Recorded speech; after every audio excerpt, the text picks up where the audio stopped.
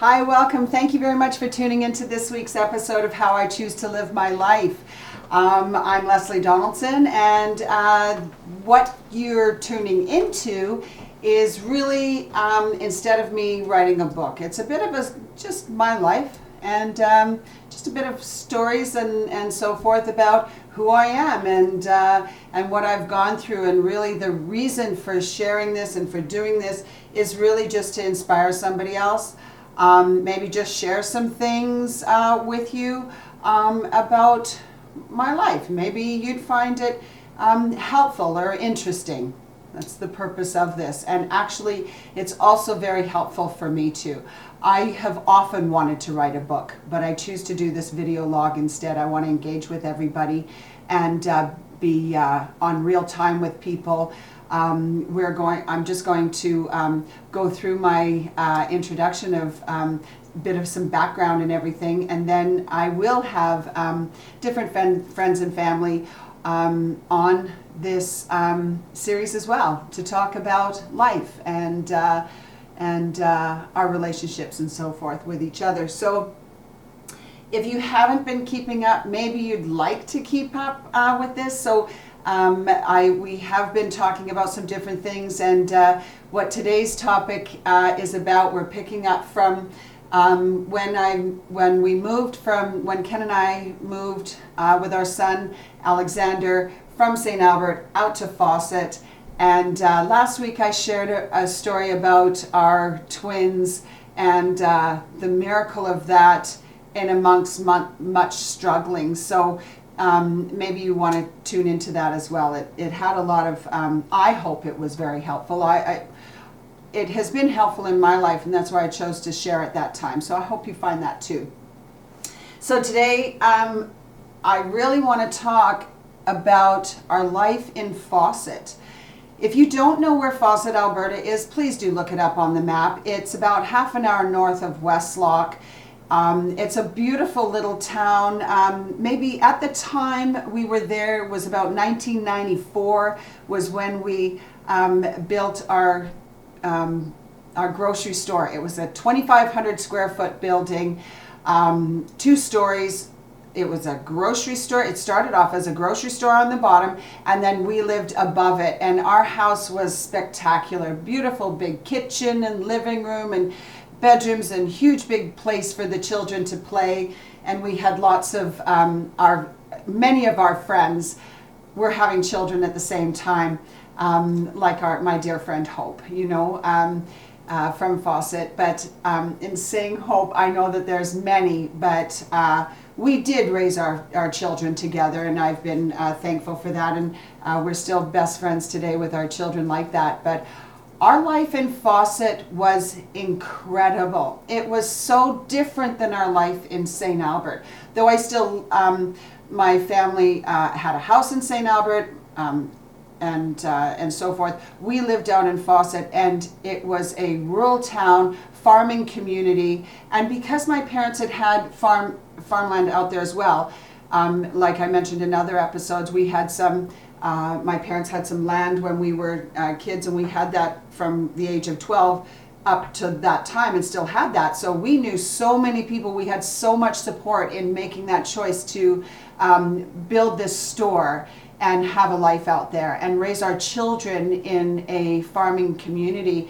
And it was awesome to be able to go out to our dear friends' farms and see the cows be born and all the calving going on, and the dedication throughout the night. The farmers their life did not end. It was a 24/7 lifestyle, and that's really how the store was too. It was a 24/7 lifestyle, and you knew your community, and you were involved in the community, and whether it was at the senior center or at the rec center or the local school or curling, anything, the golf course, many things, the Ag Society, anything. There was so much going on, and everybody was involved, and it was at such a great time. It was a different time than this.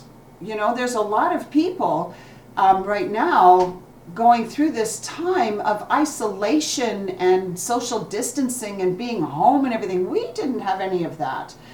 It was a community that was vibrant, and everybody was a part of everything, and it was a real sense of community. When you think of an old-fashioned country store, that's really what we had. And we had a beautiful deck out front, and tables and chairs where people would come, and even for July 1st they'd come and watch the parade. And our grocery store, we had a full grocery store, we had a full liquor store, we had a full bakery, just like a Cobb's Bakery, where we had all kinds of breads and buns and baking and donuts and cookies, and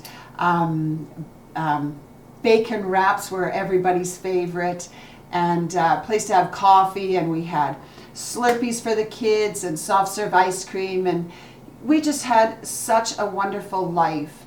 And things are going along and everything is really great.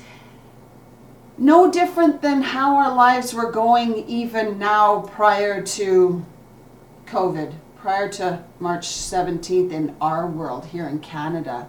What we're talking about, I'm in Alberta, and I recognize this is a global pandemic, and there were many, many people suffering and dying well before what happened to our country and when we came to be. But what I also want to say this is, in amongst all that time, I'm 51. We were young at that time. We chose to have our children and do life together and grow and learn, and if we made mistakes, okay.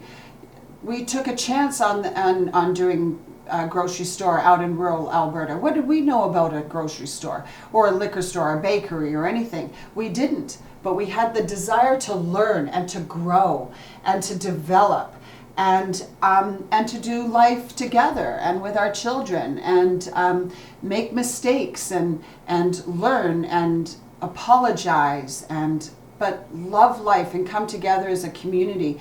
There were many times, I want to say this because during the time we were out in Fawcett, it was about a 10-year time frame, we went to over 30 funerals. Please grasp that. I don't know who you are watching this video series, but I'm not sure if many of you people have gone to 30 funerals in 10 years, in a 10-year time span. And that wasn't everybody. I couldn't go to all the funerals. 30 is probably too little. I want to tell you though, what a sense of community people have going to a funeral in rural Alberta. The ladies all come together and bake pies, they make sandwiches. I was very blessed to be part of many times I'd be part of the ladies who made the sandwiches for the funeral service, and would provide that for the luncheon and so forth. And also with the grocery store, that there were a lot of families in town that all of a sudden, if you've got a loss in your family, you had all of a sudden all this people come to your home. And they need to come to your home, and maybe you don't have a lot of food. Maybe it doesn't matter whether you have it or not. We were blessed to be able to take some groceries from our grocery store and be able to drop it off at those families who are now hosting, many families who are mourning the loss of beloved people from our community in Fawcett. There were so many people there that were so helpful in the building of our store, the ongoing business of our store, the people who helped build it, our incredible staff, everything, and this whole life and death. And I want to tell you too, during that time too, and we'll touch on it another time, I'm going to end this with just two things here to let you know that there was a time too that my mom and dad said, why don't you come and meet us for lunch? We're going to go downtown to Earl's Tin Palace. Some people might know where that is. And we're going to have lunch. And so Ken and I went with our son Alexander, and I still remember that to this day.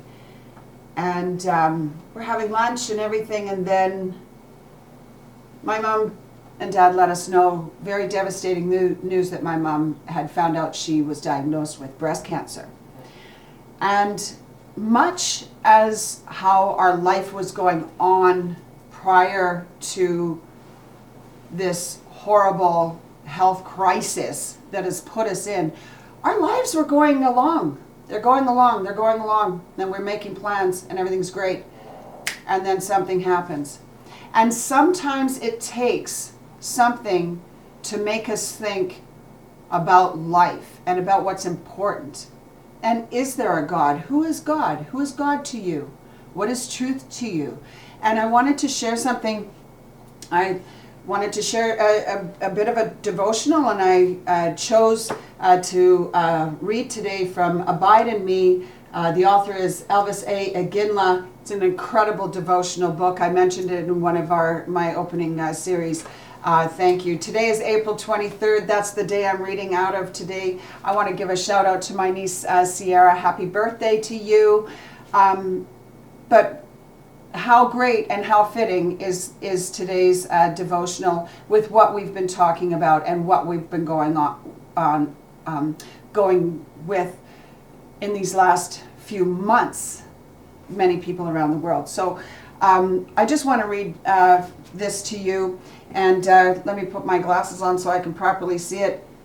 It says this. It says, "Oh, taste and see that the Lord is good. Blessed is the man who trusts in him." Psalm 34, verse 8. And the reflection it says here, it says, "It often takes trouble to make us appreciate how good life can be." Really, that's what we were just talking about. Family, health, friends, freedom, nature. These are all gifts that we regularly take for granted. I have done, for sure. We all desire a life of total independence. But the irony is that if we draw closer to God by living a more disciplined life, our quality of life improves so much. Many people don't think that, but it does. It is only by drawing closer that we come to appreciate life more fully. If we cannot trust in God, who can we trust in? The prayer here that is quite helpful says, "Lord, help me to taste life more fully. I pray that it would not take a misfortune to make me appreciate all that you have given me. Today, I will trust in God with all of my heart and all of my soul." And I couldn't be more thankful for that message today. It's incredibly timely, and so I really hope it's helpful for you too. Thank you for tuning in. We're going to pick up the story next time where we left off. Have a great week. Bye for now.